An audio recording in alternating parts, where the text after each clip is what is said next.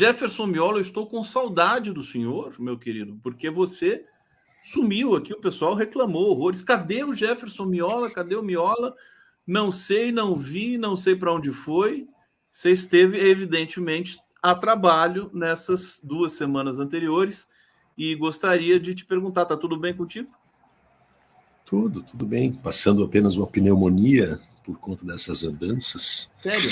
Mas é sério, é sério. Eu tô Primeiro, um bom vendo, dia já percebi a pela ti. sua A voz um pouco anasalada, não é? um pouco anasalada.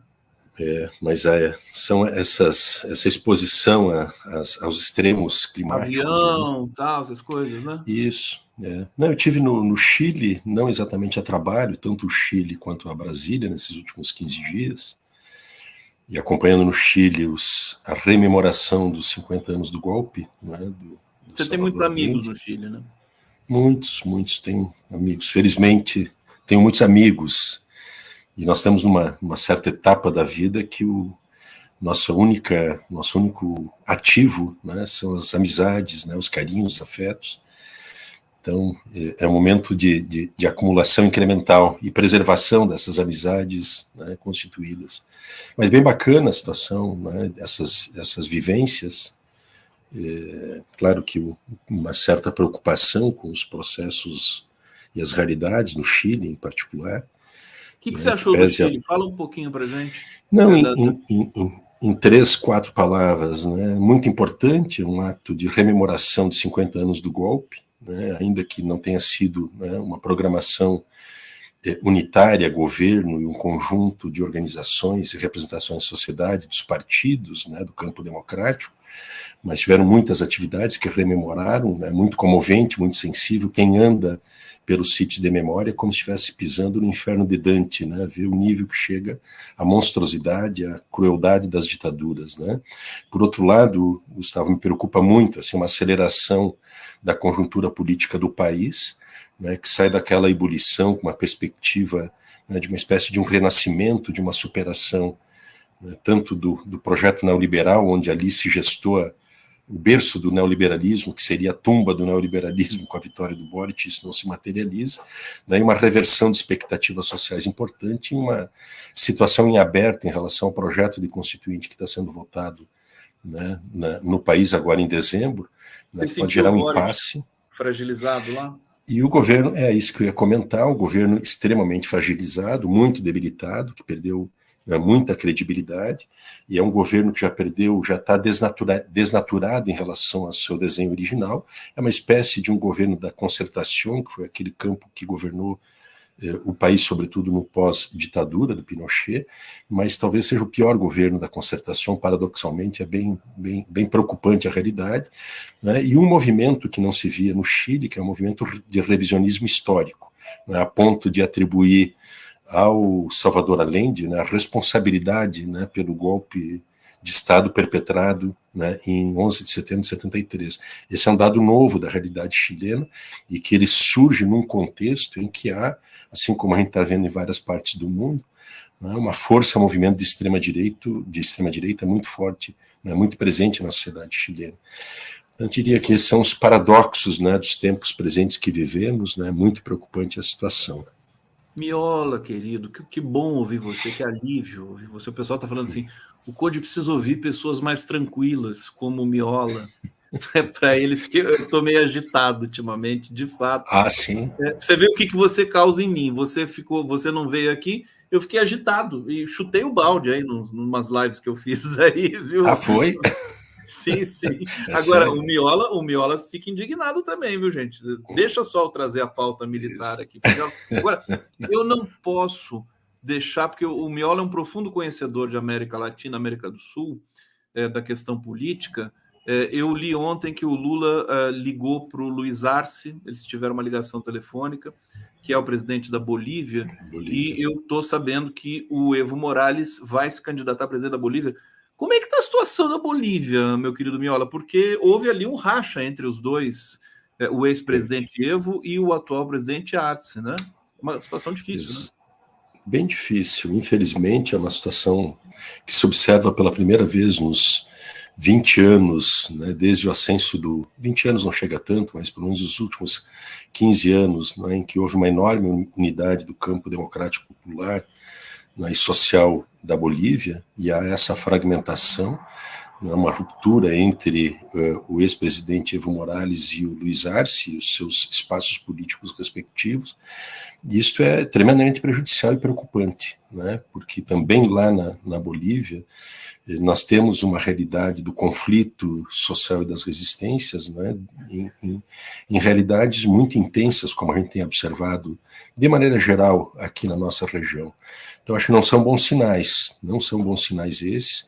Eu não tinha conhecimento desse diálogo do presidente Lula com o presidente Luiz Arce, mas, infelizmente, o que está se desenhando é uma fragmentação do campo progressista e democrático popular boliviano, que poderá, na eleição de 25, né, ter repercussões desfavoráveis, né, à manutenção do projeto hoje em vigor no país. Eu sei que você admira o Evo, todos nós admiramos o Evo, mas a crise, inclusive, se deu ali na Bolívia muito fortemente depois que ele se aventurou a um quarto mandato. Aliás, eu não sei se você tinha sido favorável a essa tentativa do Evo ou não. De qualquer maneira, será que o Evo está perdendo um pouquinho o timing com relação ao Bolívia? Ou você acha que ele tem todo o direito de, né, querer voltar a ser presidente na Bolívia? Essa discussão do quarto mandato é uma discussão que houve lá atrás, quando o Evo, né, então, conseguiu, a partir de um plebiscito e de uma mudança constitucional, que alterou as possibilidades de reeleições no país. Eu, particularmente, eu sou muito crítico em relação a essas mudanças e, sobretudo, as reeleições repetidas, né? Mas isto foi uma realidade interna da Bolívia que gerou uma solução que permitiu ao Evo, então, se recandidatar, e foi o pretexto, inclusive, utilizado pela direita e pela extrema-direita, orientada pelos Estados Unidos, para perpetrar o golpe de 2019. Foi o estupim do golpe. Foi um pretexto forte, assim, o estopim do golpe, na realidade, Gustavo, são as reservas de lítio do país, né? Perfeito. Esse que é o estopim do golpe, né? E pretextaram, né, para perpetrar um golpe e se apoderar desta que é uma riqueza hoje essencial para as tecnologias contemporâneas mais avançadas, que é o lítio, e estava exatamente, e a Bolívia é tem as principais reservas de lítio do mundo, né? Mas eu acho que esse problema, eu particularmente acho, a postura que o Lula teve, por exemplo, de nunca alimentar esse debate de reeleições, né, eternas, eu particularmente compartilho, acho que é um bom princípio, mas se ele está disponível no país, que é uma regra vigente hoje, que vale tanto para o Evo como o Luiz Arce, e pode valer para outros candidatos eventuais, né, de campos opositores, eu acho que é uma prerrogativa que se tem.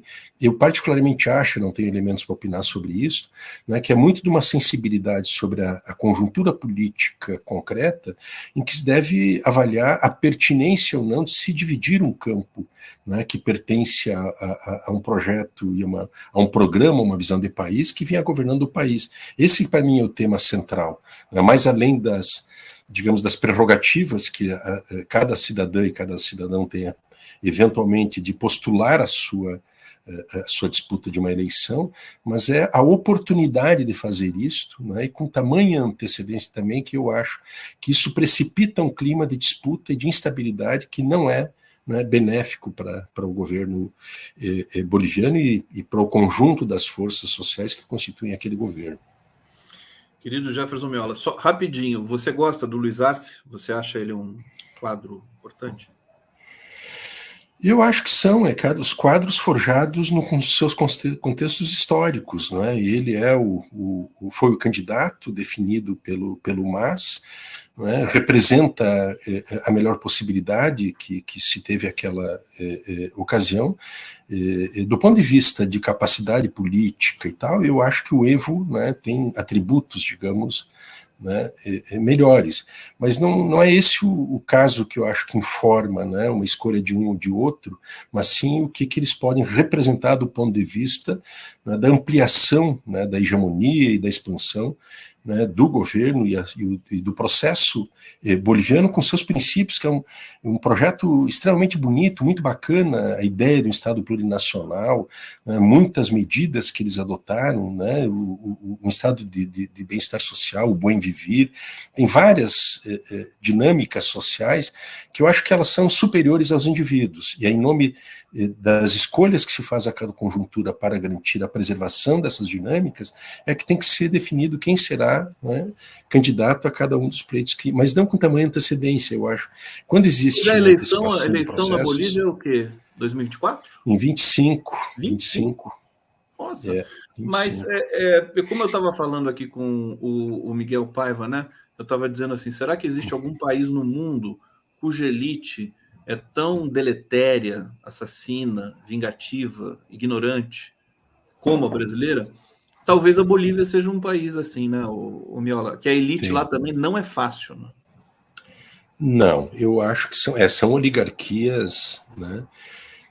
Te diria assim que é difícil a gente classificar porque as características, né, do capitalismo brasileiro, que está assentado em 3 aspectos, né? Escravidão. Que é da escravidão, né? Que é o patriarcalismo e a colonialidade, né? Então o Brasil e a forma como essas oligarquias, né, elas procedem está informada por isso, né? Não admite o trabalho, tem que ser um trabalho servil, escravocrata, o Estado lhes pertence, aliás, André Rebouças ou Machado de Assis já diziam isso lá na transição da monarquia para a república, não é que como não houve indenização aos proprietários de terras com o fim com a abolição da escravatura, o Estado lhes foi dado, né, como indenização.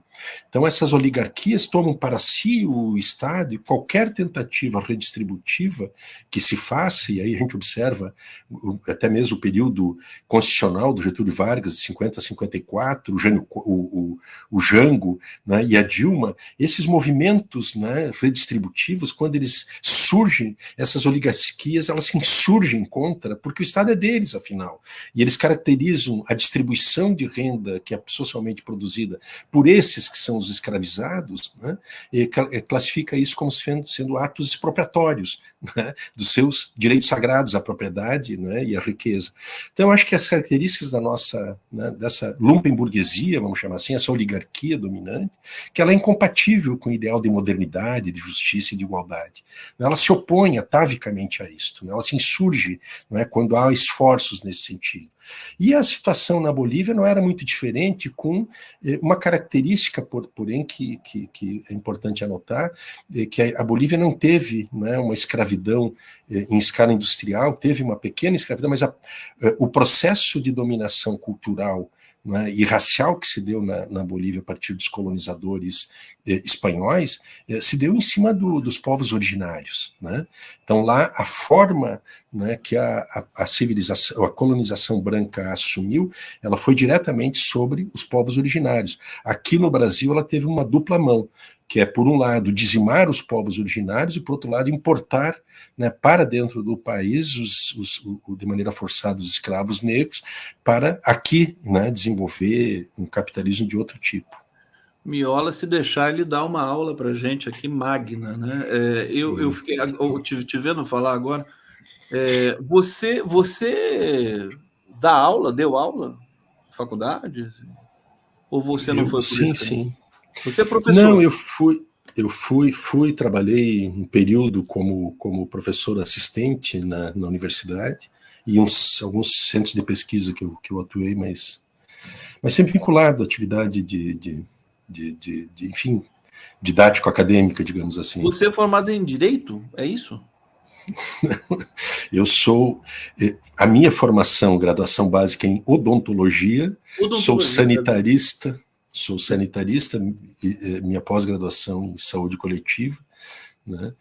E tenho a clínica, para mim, ela tem a clínica, tu gostas da clínica também, né? A clínica, ela é um recurso, né, de diagnóstico e de percepção e de análise, né, muito proveitoso, né? E, em certo sentido, para mim, a clínica, me permite também essa lente, né?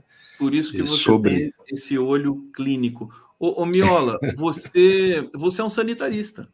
Você é um sanitarista. Eu sou. Você poderia muito bem trabalhar né, conduzindo um processo no campo da saúde, né? Miola é cheio da surpresa. Eu achei que era direito porque eu sabia que ele tinha feito uma graduação que era um pouco atípica, assim, né? Eu chutei direito, mas é odontologia. Falar nisso, eu tô com uma dorzinha nesse dente aqui. Você consegue ver para mim aqui na faixa, ô Miola? Tá caro o dentista, viu? Fazer uma consulta virtual. Fazer uma consulta virtual aqui.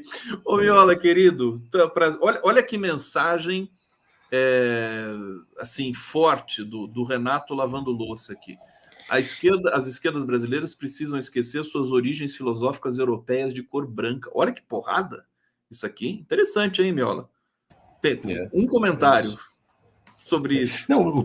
O pensamento, né, sociológico brasileiro, das elites, ela é um pensamento colonizado. Eu não diria que seja só europeu, né?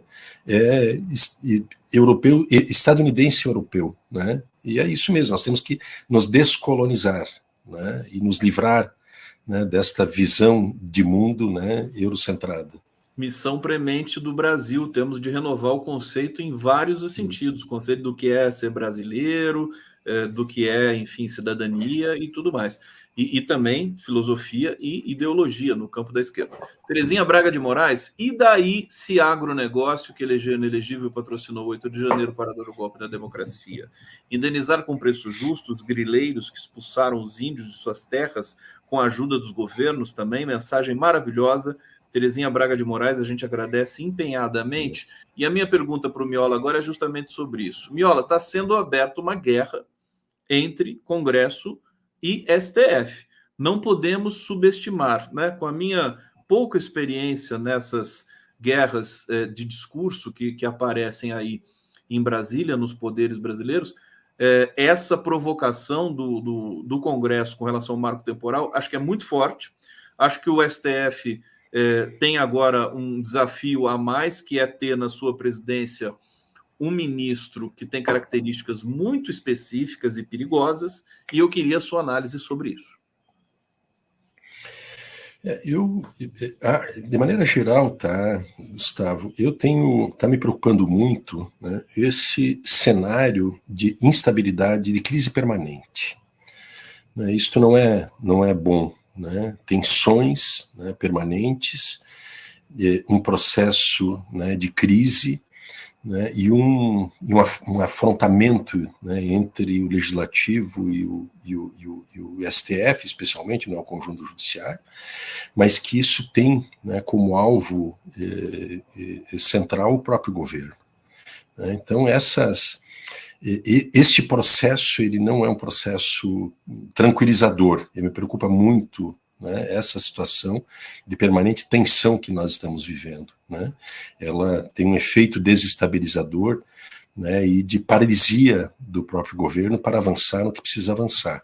Porque o efeito líquido disso que nós estamos vendo são essas medidas de chantagem que os parlamentares fazem, ora em relação ao governo, e ontem obstruíram pautas e para achacar o governo, para liberar emendas ou para acelerar a entrega de cargos e por aí afora, e o outro gesto em direção ao STF, que é uma afronta à própria constitucionalidade, porque mesmo que o Congresso aprove algo em relação a esse marco temporal, que é um absurdo em si mesmo, isso não retira a inconstitucionalidade dessa proposição, né? Porque a Constituição já prevê os territórios ocupados pelos povos originários, né, como sendo territórios indígenas e que deveriam ter sido demarcados, e havia uma previsão numa disposição transitória da Constituição aprovada em 88, a União teria um prazo de 5 anos para demarcar essas áreas, que não cumpriu esse prazo. Mas isso não é um problema, né, dos povos indígenas, das nações indígenas, e tampouco, né, o fato de não ter sido demarcado, tampouco isso representa que essas áreas deixam de ser, né, indígenas. Então eu acho que é um absurdo isso tudo que acontece, mas Isto que está acontecendo tem, no fundo, um propósito muito grande de manter a nossa situação política, né, com esse nível de crispação permanente. Nós não estamos navegando em águas tranquilas, sempre são águas crispadas, não, aquelas ondas permanentes, situação de tensão, de instabilidade. Isso não é bom. Isso para um governo especialmente não é bom, e sobretudo agora que o presidente Lula vai ficar afastado, pelo menos entre 20 e 30 dias afastado, né, de uma dinâmica mais central e cotidiana e ágil da conjuntura. Então, isso é muito preocupante, né, que isso esteja acontecendo, né, e representa um processo, eu diria, a dinâmica que nós estamos vivendo aqui, que ela é uma dinâmica, né, de tensão e de crises, e infelizmente é uma realidade nova que nós temos que saber como navegar dentro dela. Tá aí, Jefferson Miola, a gente tem uma notícia aqui, tem duas, aliás, que eu queria que você comentasse, que tem a ver também com as pressões ali que o Lula vai encontrar internamente. No Congresso, após a troca de Ana Moser por Fufuca, o PP vota em peso a favor do marco temporal. Bom, a história de ontem do marco temporal, aprovado pelo Senado, a toque de caixa. O Leonardo Atushi aqui comentou na seguinte direção: o Lula está sendo instado a vetar, né, esse marco temporal aí aprovado pelo Senado. E Atushi acha que ele não vai vetar, porque se ele fizer isso, ele vai, enfim, ser muito atacado pelo agronegócio. Qual que é a sua leitura desse desafio político aí do Lula? Se fosse por coerência, né, o governo orientou o voto contrário. Consequentemente, né, o governo deverá receber a recomendação, ou o próprio presidente Lula, de vetar esta aprovação, porque ela afronta, mesmo que seja uma mudança na Constituição, esta é uma cláusula da Constituição que não pode ser modificada, né, da maneira como eles pretendem modificar, porque a natureza, né, da definição sobre os povos originários e os territórios originalmente existentes no nosso país, ela não se altera. Mesmo que eles alterem o texto, isso não retira a inconstitucionalidade.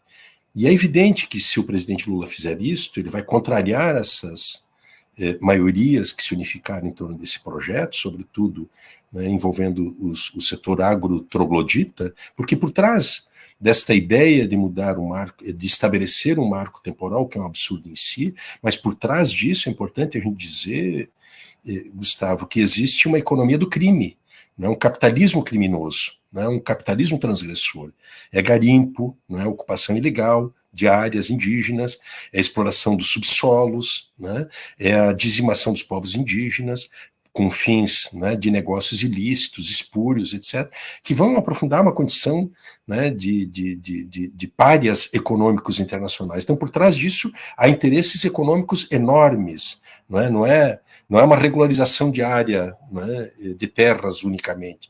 Tem, na verdade, uma escolha por uma vertente criminosa, de um capitalismo criminoso, né? É isso que tem por trás disso. Então, essa medida vai trazer conflito com esse bando que defende esse modelo, né, de exploração, né, criminosa, né, da nossa natureza.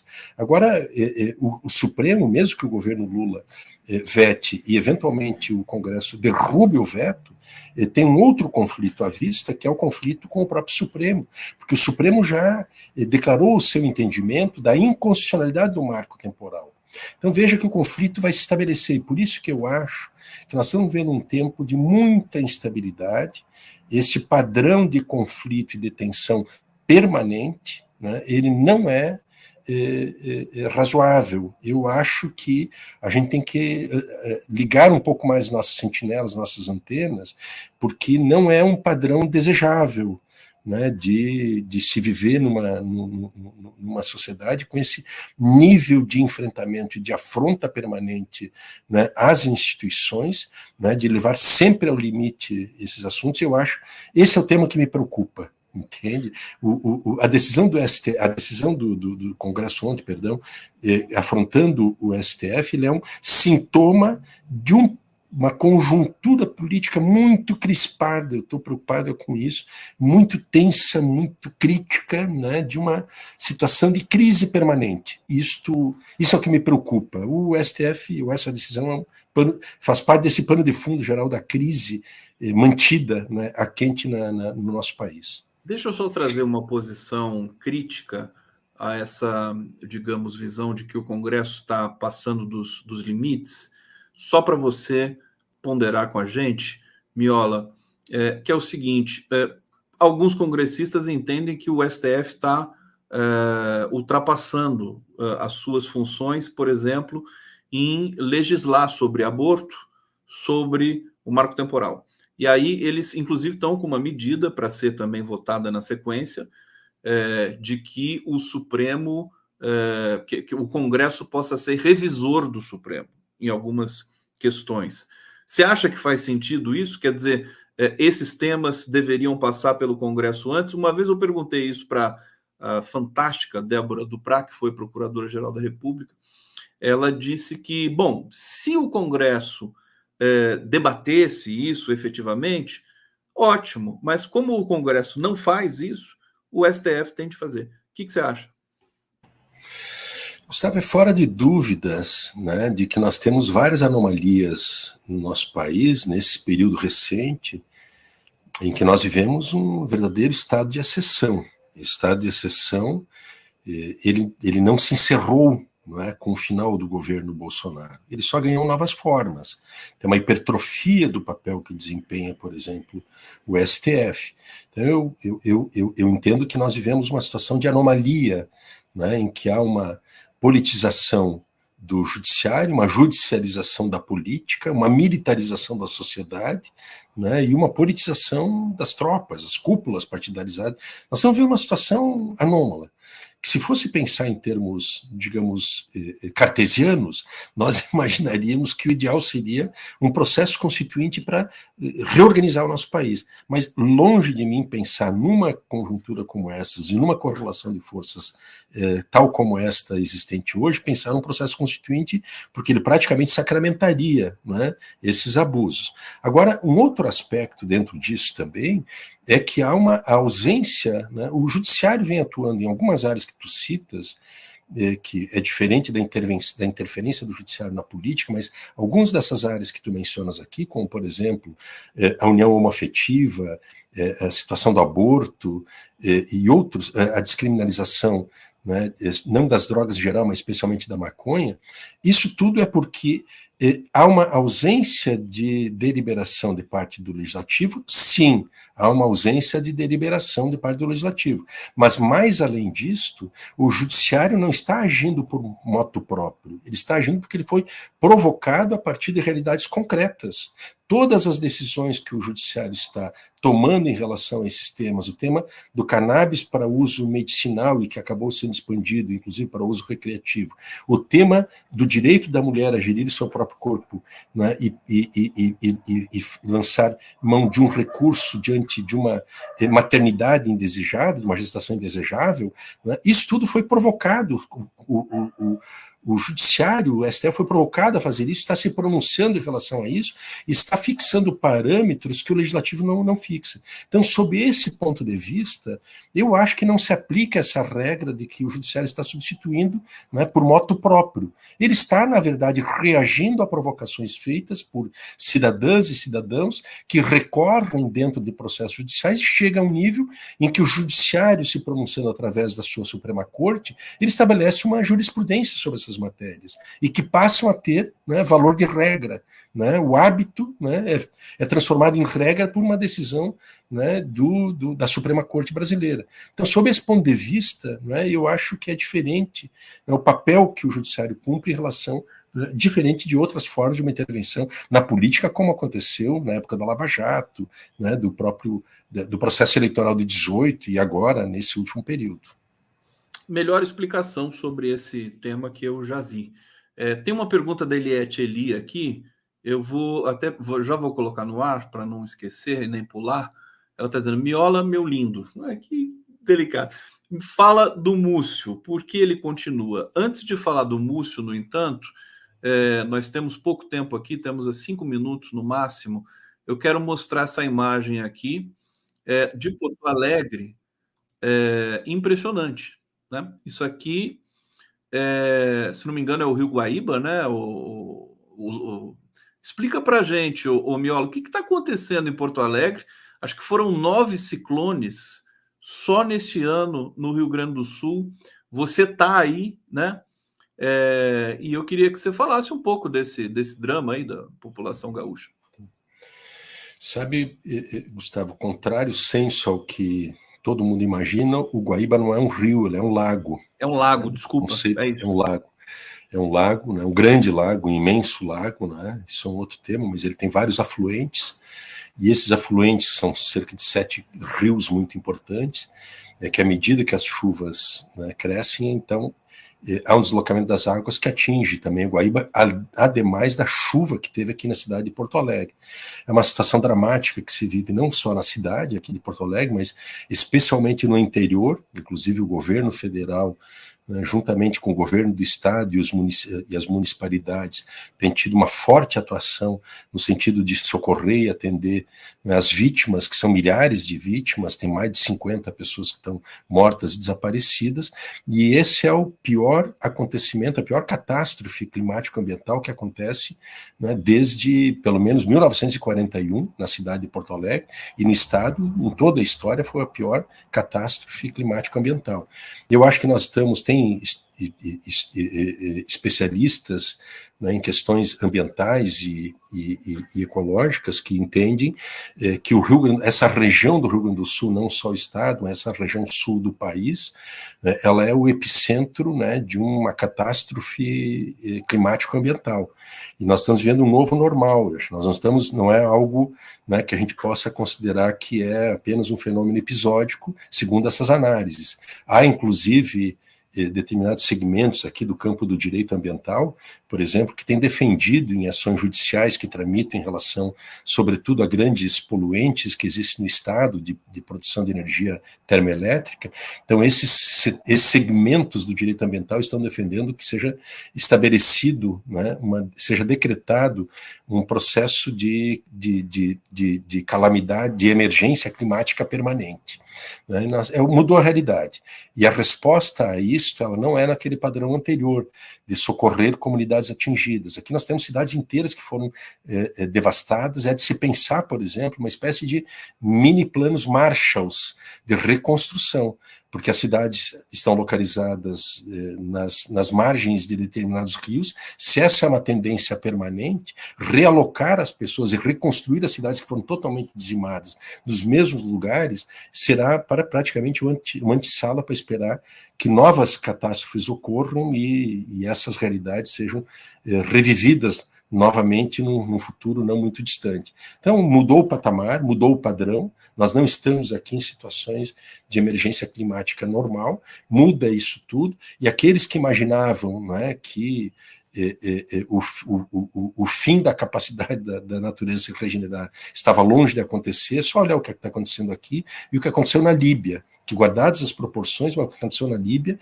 ela é a expressão desses fenômenos que começam a se tornar cada vez mais, né, comuns, né, no mundo contemporâneo, por conta dos sinais que nós temos da saturação de um capitalismo, né, que tem esses efeitos totalmente devastadores, e já se sabe, né, Gustavo, que nós estamos muito perto do tipping point, aquele que é o ponto sem retorno. Sem retorno. E nós estamos muito perto disso. Né? Nós, enquanto humanidade, enquanto planeta. Né? Está muito grave, realmente. A gente, inclusive, vai fazer uma pauta aqui no Giro sobre esses temas, sobre carro elétrico, sobre todos esses temas importantes aí. Ótimo. Na questão ambiental. Não vai dar tempo de você falar do Múcio com detalhe, mas você continua achando que ele também está no lugar errado, na hora errada, tudo errado? Ou você achou que tem um fiapo de estratégia em o Lula colocar uma figura assim tão conciliadora e tão amiga dos militares ali naquele posto? 15 segundos. Não, 15 segundos. Ele continua sendo a pessoa errada, no lugar errada e com as posições erradas. Pronto, está definido aqui. Miola, que bom te ver. Eu achei que do começo até o fim do nosso encontro você já melhorou da sua gripe aí, então desejo melhoras. Desejo a todos vocês aqui uma excelente tarde. Continuem na nossa programação. Vamos trazer aqui as melhores informações, as mais quentes aí de Brasília, do Brasil todo. Obrigado, TVT, pela parceria de sempre. E a gente volta amanhã, mais uma vez, às 11 horas da manhã, pontualmente. Obrigado, Miola. Super abraço.